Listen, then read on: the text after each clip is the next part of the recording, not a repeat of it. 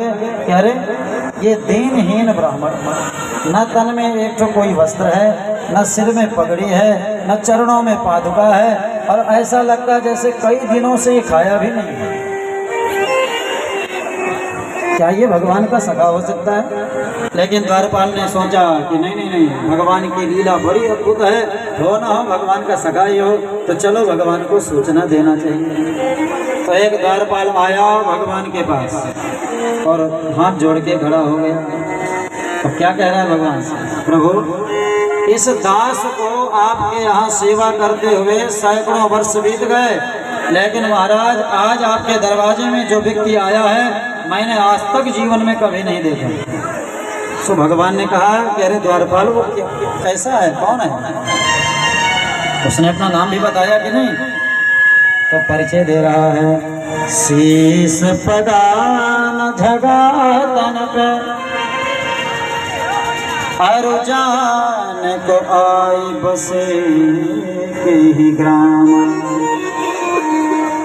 धोते फटे सिलते दुपटे, अरु पाय उपान के नहीं सान।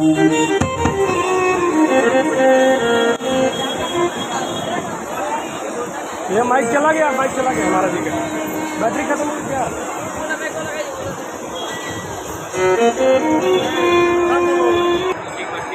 भगवान ने जब पूछा कि वो कैसा है, तब द्वारपाल ने नरोत्तम दास जी के पदों में गा करके कहा कि प्रभु, शेष पगान झगा तन पर, अरु जान को आई बसे के ग्राम, धोती फटी सिलती दुपटी, अरु पाय नहीं सान। द्वारपाल ने कहा कि प्रभु, न तो उसके सिर में पगड़ी है, न तन में कोई वस्त्र है, और धोती भी जो पहना है वो एकदम फटी पुरानी। अच्छा, तो उसने नाम क्या बताया है? द्वार खड़ो तुझ दुर्बल देखी, रहो चकी सो वसुधा अभिरामा। अरे भगवान ने कहा पहले नाम तो बताओ, उसने क्या बताया? तब द्वारपाल ने कहा, पूछत दीन दयाल को नाम, बतावत आपन नाम सुदामा। जो सुदामा का नाम भगवान ने कान में सुना, तो सुदामा का नाम सुनते ही भगवान सिंहासन से कूद पड़े। भगवान का पीताम्बर धरती पे गिर गया, पादुकाएं भगवान के चरण से अलग हो गई, और विह्वल होकर के भगवान दौड़े चले जा रहे हैं। अरे मित्र सुदामा, अरे मित्र सुदामा। और सुदामा जी मन में विचार कर रहे हैं कि मेरा मित्र आएगा कि नहीं, मुझे पहचानेगा कि नहीं, और दौड़ करके नहीं आ गए, सुदामा जी के गले मिल गए। बोल सुदामा महाराज की जय। अब ना तो सुदामा जी भगवान को छोड़ रहे हैं, न भगवान सुदामा जी को छोड़ रहे हैं। सुखदेव जी कहते, राजन, दोनों मित्र जब आपस में मिले तो आंखों से अश्रु की धारा बह चली। भगवान हाथ पकड़ करके सुदामा जी को महल के अंदर आए, लेकर के सुदामा जी ने जो महल के चकाचौंध को देखा तो देखते ही रह गए। और सभापतियों ने जब देखा कि हमारे प्रभु इस प्रकार से सिंहासन छोड़ के भगे, और इस ब्राह्मण के लिए, सब ब्राह्मण का दर्शन करते सब धन्य हो गए। बोल सुदामा महाराज की। थोड़ा शांति बना के रखिएगा। भगवान सुदामा जी को दिव्य सिंहासन पर बैठाया, स्वयं चरणों के पास बैठ गए। रुक्मणी जी को आदेश दिया, जाओ थाल लेकर के आओ और जल एक कलश में लेकर आओ।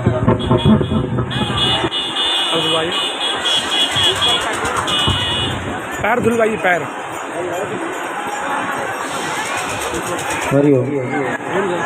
भगवान ने तुरंत रुक्मणी महारानी को आदेश दिया और सुदामा जी के चरण सहलाने लगे। चरण सहलाते हुए ठाकुर जी के चरण पकड़िए। सुदामा जी के चरण सहला रहे हैं ठाकुर जी। सुदामा जी नंगे पैर आए हैं तो उनके पैरों में इतने कांटे लगे थे जैसे ठाकुर जी ने तलवा देखा और स्पर्श किया सो सुदामा जी सिसक गए दौड़। भगवान ने जो तलवे को देखा तो खून से लथपथ, सैकड़ों कांटे चुभे हुए हैं। देखते ही भगवान की आंखों से अश्रुधारा बह चली। भगवान ने कहा, मित्र हाल विवाहिन ते, हाल बेहाल विवाहिन ते, पद कंटक जाल लगे पुन जाए। हाय महा दुख पाए सखा तुम, आए न किते दिन खोए। इतने दिनों के बाद तुम्हें मेरी याद आई। अजो सुदामा जी की हाल भगवान ने देखा। देखी सुदामा की दीन दशा, करुणा करके करुणा निधि रोए। पानी परात को हाथ छुयो नहीं। रुक्मणी महारानी जल डाल पाते इससे पहले नैनन के जल से पग धोए। भगवान ने अपने नेत्र जल से सुदामा जी का चरण प्रक्षालन कर दिया। दर्शन कर लो सुदामा जी का। कौन कहेगा कि ये गरीब है? बोल सुदामा महाराज की। अब रुक्मणी महारानी जल डाल रही हैं और ठाकुर जी चरण धुल रहे हैं। दर्शन कर लीजिए। सुखदेव जी कहते, राजन सुदामा जी गरीब हैं क्या? अरे लक्ष्मी जिनको जल डाल रही है, नारायण जिनके चरण पखाड़ रहे हैं, उस सुदामा के भाग्य की सराहना कौन कर सकता है? बोल सुदामा महाराज की। बोल द्वारिकाधीश भगवान की। भगवान ने चरण प्रक्षालन किया और ब्राह्मण देवता का चरण प्रक्षालन करके जलपान किया और इसके बाद ब्राह्मण देवता को बढ़िया नहलाया धुलाया, उनको बढ़िया सजाया और ले करके सीधा रुक्मिणी महारानी के घर कमरे में गए। दो कुर्सी दीजिए, दो कुर्सी। हाँ बैठ जाओ जी, दो कुर्सी लगा बैठाइए। अब रुक्मिणी महारानी दो कुर्सी अभी कथा सुनते रहिए, कथा भी बड़ी महत्वपूर्ण है। दो ठो कुर्सी लाके बैठा दीजिए। भगवान द्वारिकाधीश ने अपने सखा सुदामा जी महाराज को लेकर के कहाँ गए? रुक्मिणी महारानी के कमरे में, अंतःपुर में, और उनके पलंग में बैठा दिया। और रुक्मिणी महारानी का पलंग कैसा था? जैसे गाय धोने के समय जो दूध में झाग होती है, वो जितना मुलायम उतना मुलायम पलंग था। और जैसे सुदामा जी को पलंग में भगवान ने बैठाया, सो सुदामा जी महाराज आधे घुस गए उसमें। सुदामा जी को लगा कि कहीं पलंग टूट गया क्या, क्योंकि भाई देखो गांव देहात के जो बेचारे गरीब पंडित होते हैं या हम जैसे लोगों को जिनको कुर्सी लकड़ी के नसीब नहीं है और अचानक हम नौखा में आवे और राजू भैया हमें सोफा के डल्लब के सोफा में बैठा दे, या कोई गरीब व्यक्ति जाए जिसे कभी लकड़ी की कुर्सी नसीब नहीं हुई और उसे डल्लब के गद्दा में बैठा दो तो वो आधा घुस जाता है, उसे लगता है भगवान टूट गया क्या, कहीं गलती हो गई क्या। तो सुदामा जी महाराज एकदम सहम गए।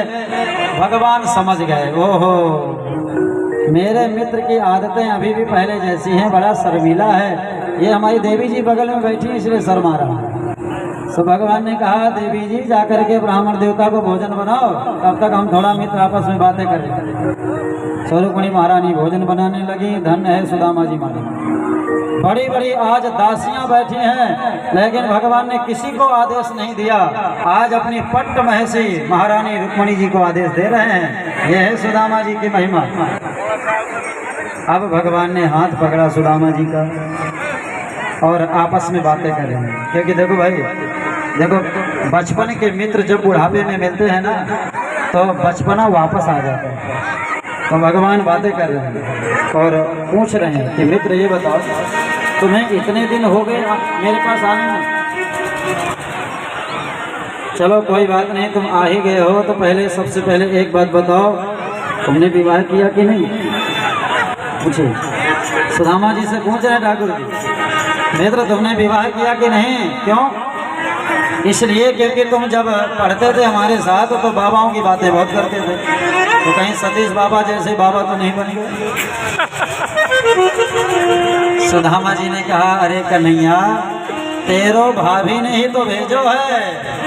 अच्छा, भाभी ने भेजा है। अच्छा कि नहीं, अब तू बता तुमने विवाह किया कि नहीं। भगवान ने कहा अपने राम बाद में बता देंगे, अभी देखो बहुत दिन के बाद आए हो और थोड़ा बातें हो जाए। भगवान ने कहा मित्र इतने दिनों के बाद बताओ आज आए हो, तो तुम्हें पुरानी बातें तो सब याद ही होंगी। सुदामा जी ने कहा मित्र ये बताओ, चाहे कितने भी बूढ़े हो जाएं, बचपन की बातें भूलती हैं क्या? मुझे सब याद है। तो भगवान ने कहा अच्छा मित्र ये बताओ, तुम्हें वो भी बात याद है ना जब हम लोग गुरु जी के यहाँ पढ़ते थे? सुदामा जी ने सोचा कोई पोलपट्टी खोलने वाला है क्या? सुदामा जी ने कहा हाँ मित्र, अरे खूब अच्छे से याद है भैया, हमारे गुरुजी कितने अच्छे थे, वहाँ हम लोग दोनों लोग पढ़ते थे। अरे भैया उस समय की बात ही कुछ अलग थी। अब देखो भाई, सुदामा जी से भगवान बात कर रहे हैं, रुक्मिणी महारानी पास में बैठी हैं। अब सुदामा जी और भगवान आपस में बातें कर रहे हैं और बचपन में मिले थे, गुरुजी के यहाँ पढ़े थे, जंगल में गए थे और फिर खिलखिला के हंसने लगे। रुक्मिणी महारानी को कुछ समझे में ना हुआ, क्योंकि जब बचपन के मित्र बुढ़ापे में मिलते हैं तो आपस में बातें करते हैं और जो बीच में बेचारा खड़े रहते हैं तीसरा आदमी, वो बस देखता रहता है कि आखिर ये क्या बात कर रहे हैं। भगवान ने कहा मित्र अच्छा एक बात बताओ, भाभी ने कुछ भेजा है कि नहीं? अब सुदामा जी तो सुदामा जी ने कहा नहीं नहीं, अरे मित्र भाभी ने कुछ भेजा थोड़ी है, बस मिलने चला आया। सुदामा जी को लगा कि कहाँ ये राजा महाराजा और इसके सामने ये टूटे फूटे चावल मैं क्या दूं। भगवान ने कहा मित्र तुम्हारी अभी आदतें पुरानी वैसी की वैसी हैं, तुम्हें एक बात याद होगा ना क्या, हम लोग जब गुरुजी के यहाँ पढ़ते थे तो गुरुजी ने हमें दंडित किया, पाठ जब भूल गए तो जंगल भेजा। सुदामा जी ने कहा ये कोई पोलपट्टी खोलने वाला है। सुदामा जी ने कहा देख कर नहीं ये पुरानी बातों में कुछ रखा नहीं, तुम अपने हाल चाल बताओ। भगवान ने कहा मित्र तब वो भी बात याद होगी। कौन सी? जब कड़ाके की ठंड पड़ रही थी जंगल में, तुम भी पेड़ में बैठे थे, हम भी, और दांत कड़कड़ा रहे थे। सुदामा जी ने कहा देखा नहीं तो बड़ा नटखट है भाई, तो पीछे पड़ गया सो पड़ गया, मैंने कह दिया पुरानी बातों में कुछ रखा नहीं है, अब नई बातें करते हैं। भगवान ने कहा मित्र तुम चाहे कुछ भी कह लो, लेकिन भाभी लोग देवरों से इतना प्रेम करती हैं कि बिना कुछ दिए आपको खाली हाथ नहीं भेज सकते, इसलिए सही से बताओ कि क्या दिया। सुदामा जी बेचारे सहन गए। अरे मित्र देख कन्हैया तू ज़्यादा हाथी मत बन भैया, मैं कुछ लेकर के नहीं आया, बस ऐसे मिलने चला आया। भगवान ने बहुत बढ़िया ज्ञान दिया कि मित्र तुम मेरे स्वभाव को जानते हो, अगर कोई भाव से मुझे थोड़ी सी वस्तु चढ़ा दे तो मेरे लिए पहाड़ हो जाता है, और अगर कोई बिना भाव के अपनी पूरी संपत्ति भी चढ़ा दे तो मेरे लिए वो तुच्छ होता है। देखो भाई, पत्र पुष्प फल जल कुछ भी चढ़ाओ लेकिन भाव से चढ़ाओ। भगवान कहते हैं मैं भाव का भूखा हूँ, इसलिए मित्र सही से बताओ क्या लेके आए। सुदामा जी ने कहा कि नहीं मैंने बार बार कह दिया कुछ लेके नहीं आया। अब भगवान पैर दबा रहे थे सुदामा जी के, तो सुदामा जी अपना हाथ सिकोड़े चले जा रहे थे। तो भगवान ने पूछा मित्र ये बताओ तुम बार बार ये हाथ बार बार क्यों दबाए जा रहे हो? सुदामा ने कहा नहीं कन्हैया बस थोड़ा से लाठी फेंक के आया था ना तो कंधे में दर्द हो गया। भगवान ने कहा ओहो तेरे कंधे में दर्द है और मैं पैर दबाए जा रहा हूँ। अरे मित्र मैं तेरा पैर नहीं दबाऊंगा, तेरा कंधा ही दबाऊंगा। सुदामा जी ने कहा नहीं मेरा कंधा बिल्कुल मत छूना। भगवान ने कहा ऐसे कैसे भैया, कंधा दर्द हो रहा है पैर दबाए जा रहा है। तो भगवान ने पैर को छोड़ दिया, अब पकड़ लिया हाथ, अब पकड़ करके जो हाथ खींचा तो पोटली गिरने ही वाली थी कि भगवान ने संभाल लिया। बोल भक्तवत्सल भगवान की। भगवान ने पोटली खोला, एति मुष्टिम सकृत जग्ध्वा द्वितीयां जगदोमादधे।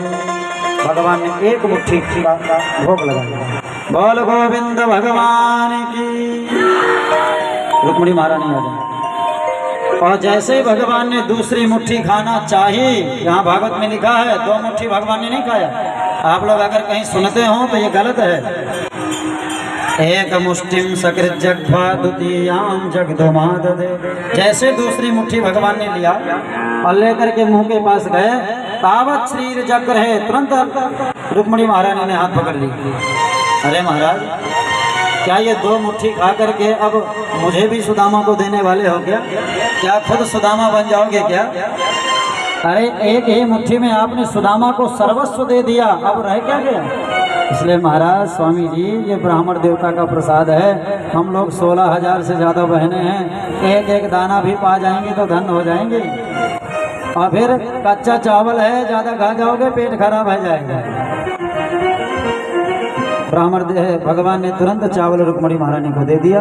देवी जाओ, ये सबको प्रसाद बांट दो, ब्राह्मण देवता का प्रसाद है। बोल सुदामा महाराज की जय। अब देखो भाई, सुदामा जी एक रात रुके और जब जाने लगे बोले कन्हैया अब जाना चाहिए, क्योंकि भाभी राह ताक रही होगी। भगवान ने कहा हाँ हाँ मित्र, अब मैं भी रोकूंगा नहीं, क्योंकि जो जाने वाला हो उसे रोकना नहीं चाहिए। जब जाने लगे तो भगवान ने कहा अरे मित्र एक मिनट, क्या हुआ? अरे हमारी देवियों को आशीर्वाद तो देते जाओ। अच्छा हाँ कन्हैया, अच्छा याद दिला दिए तुम। सब सुदामा जी बैठ गए। भगवान ने आदेश दिया रुक्मणी सत्यभामा नागनिजिति लक्ष्मणा कालिंदी सब आ जाओ और ब्राह्मण देवता का आशीर्वाद लो। तो महाराज वहाँ लंबी लाइन लग गई, 16,000 से ज़्यादा पत्नियों की। और जो लाइन लगी सुदामा जी आशीर्वाद देना शुरू किए। रुक्मणी महारानी प्रणाम कर रही है, सौभाग्यवती भव पुत्रवती भव। धीरे धीरे आशीर्वाद देते देते 1,000 संख्या पहुंची तो सौभाग्यवती भव पुत्रवती भव में पुत्रवती चला गया, सौभाग्यवती सौभाग्यवती। संख्या जब 2, 4, 5,000 में बढ़ी तो सुदामा जी महाराज सौभाग्यवती में सौभाग्य चला गया, भव भव। सुदामा ने कहा कन्हैया ये बताओ, ये जो अच्छी खासी लाइन लगी है ये सब तुम्हारी ही है कि कहीं पड़ोस के ला करके खड़ी कर दी? भैया सच सच बताओ अभी कितनी है, क्योंकि सुदामा के तो आशीर्वाद देते देते हालत खराब हो रही है। भगवान ने कहा तो आशीर्वाद देते रहे मित्र, चिंता मत कर, अभी ये बहुत है, अभी तो आधी भी नहीं हुई। सुदामा जी आशीर्वाद देने लगे, अब भाव भी खत्म हो गया, केवल हाथ हिला रहे हैं। जैसे 7-8 हजार की संख्या पहुंची, सुदामा जी ने कहा कि नहीं आप सही से बताओ अभी कितनी है, और ये सब तुम्हारी है कि किसी दूसरे की? भगवान ने कहा मित्र सही से बताऊं? हाँ बताओ। ये सब अपने ही राम की हैं। अच्छा कितनी हैं? 16,108। इतना सुनते सुदामा जी की नीचे धरती खिसक गई। सुदामा जी ने कहा अरे सुदामा जल्दी खिसक जाओ, नहीं तुम भी ऊपर चले जाओगे। कन्हैया अब मैं आशीर्वाद देने वाला नहीं, क्योंकि भैया मैं तो थक गया। भगवान ने कहा आधे को आशीर्वाद दिया, आधे रह गई तो सब मेरे से लड़ेंगे, अब क्या होगा? सुदामा जी ने कहा एक काम करो, तुम सबके पति हो, आके मेरे चरणों में गिर जाओ, मैं तुम्हें ढेर सारा आशीर्वाद देता हूँ, आशीर्वाद बांटते रहना सबको। भगवान ने कहा हाँ ये बात सही है। तो भगवान रुक्मणी महारानी के साथ दोनों ने प्रणाम किया सुदामा जी महाराज को। बोल सुदामा महाराज की जय, बोल द्वारिकाधीश भगवान की जय। अब सुदामा जी ने कहा मित्र चलें? हाँ हाँ मित्र मित्र बिल्कुल चलें। जब जाने लगे तो सुदामा जी को लगा कि सुशीला ने भेजा था कि कुछ सखा देगा, लेकिन इसने तो दिया ही नहीं कुछ, शायद भूल गया होगा। तो जैसे ही सुदामा जी आगे बढ़े तो फिर वापस गए। तो फिर मित्र मैं चलूँ ना, कोई संदेश तो नहीं कहना भाभी को? सुदामा जी ने सोचा शायद याद आ जाए, कुछ दे दे। भगवान ने कहा हाँ मित्र संदेश बस इतना कह देना कि जब इस बार तुम आना तो अकेले नहीं, भाभी के साथ आना। सुदामा जी ने कहा चलो कोई बात नहीं भाई। जैसे ही चले सुदामा जी ने सोचा कि शायद फिर याद दिलाऊं, भूल गया हो, फिर लौटे। अरे मित्र एक बार तुम भी तो हमारे यहाँ कभी पधारो। भगवान ने कहा हाँ मित्र बिल्कुल हम आएंगे, अब आप अच्छे से जाओ और भाभी से हमारा प्रणाम कहना। सुदामा जी ने कहा हे भगवान अभी भी नहीं दिया। जैसे भगवान सुदामा जी आगे बढ़े तो भगवान ने कहा अरे मित्र रुको रुको रुको। सुदामा जी ने सोचा लग रहा अब देख। तो जैसे सुदामा जी आए तो भगवान ने कहा मित्र ये जो हमने कपड़े पहनाए हैं ये तो कम से कम उतारे जाओ। सुदामा जी ने कहा जय हो, दिया तो दिया ही नहीं, जो पहनाया वो भी उतरा ले रहा है। भगवान ने जो वस्त्र पहनाए थे वो पुनः सब वापस ले लिए, और जिस रूप में सुदामा जी महाराज आए उसी स्वरूप में भगवान ने विदा कर दिया। सुदामा जी ने कहा बहुत अच्छा किया, क्योंकि कन्हैया जानता है ये कितने दयालु हैं, कहाँ मैं इतना पापी ब्राह्मण नीच गरीब, फिर भी इसने दौड़ करके सिंहासन छोड़ करके मुझे हृदय से लगाया। धन्य है मेरा सखा। और जैसे सुदामा जी अपने नगर में आए तो क्या देखा कि वहाँ जहाँ टूटी झोपड़ी थी वहाँ बड़े बड़े महल खड़े हो गए। अब सुदामा जी घबराए। सुदामा जी ने सोचा कि भाई यहाँ टूटी फूटी झोपड़ी थी, महल कहाँ से आ गए। तो सुदामा जी को लगा होगा कि भाई कोई नई सरकार आई होगी तो अतिक्रमण हटा दिया होगा। बोलो राधे राधे। क्योंकि आजकल झुग्गी झोपड़ी वालों का तो बसेरा है नहीं है, सरकार लगा करके बुलडोजर और अतिक्रमण हटा रही है। सुदामा जी को लगा कि कहीं हमारी सुदामा कुटी भी लग रहा है अतिक्रमण में चली गई क्या। इतने में ही सुशीला महारानी महारानियों की तरह सज धज करके सोने के दाल में दीपक लेकर सखियों के साथ छम छम करती हुई सुदामा जी की तरफ आई। सुदामा जी को लगा कि कोई इस नगर की महारानी है क्या। तो सुदामा जी किनारे खड़े हो गए। सुशीला महारानी सुदामा जी के पास पहुंची।